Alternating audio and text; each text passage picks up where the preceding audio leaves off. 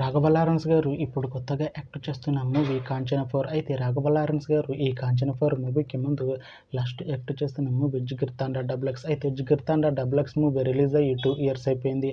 అయితే జిగిర్ తాండా double X movie release అయ్యి మంచి హిట్ అయింది.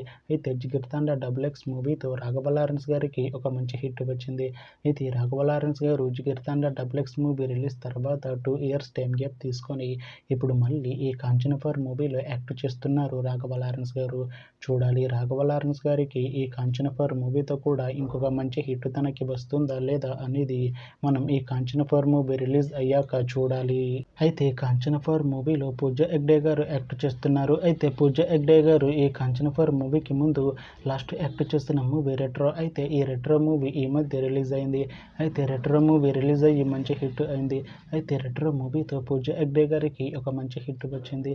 అయితే పూజా హెగ్డే గారు రెట్రో మూవీ రిలీజ్ తర్వాత కాస్త టైం గ్యాప్ తీసుకొని ఇప్పుడు మళ్ళీ ఈ కాంచన 4 మూవీలో యాక్ట్ చేస్తున్నారు పూజా హెగ్డే గారు. చూడాలి పూజా హెగ్డే గారికి ఈ కాంచన 4 మూవీతో కూడా ఇంకొక మంచి హిట్ తనకి వస్తుందా లేదా అనేది మనం ఈ కాంచన 4 మూవీ రిలీజ్ అయ్యాక చూడాలి. అయితే కాంచన 4 మూవీ టీం ప్రస్తుతం షూటింగ్లో బిజీగా ఉన్నారు. అయితే Kanchana 4 movie shooting already 60% complete అయిపోయింది అంటున్నారు మూవీ టీం. అయితే కాంచన 4 మూవీ టీం మాత్రం చాలా కాన్ఫిడెంట్గా ఉన్నారు. ఈ కాంచన 4 మూవీ మంచి హిట్ అవుతుంది అంటున్నారు మూవీ టీం. అయితే కాంచన 4 మూవీని 2026లో రిలీజ్ చేసేలా ప్లాన్ చేస్తున్నారు movie team.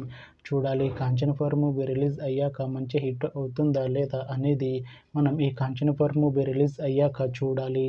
Thanks for watching this video friends. మీకు ఈ వీడియో నచ్చితే ఈ వీడియోని లైక్ చేయండి. ఇంకా ఇలాంటి మూవీ అప్డేట్స్ కోసం ఈ ఛానల్ని సబ్స్క్రైబ్ చేసుకోండి.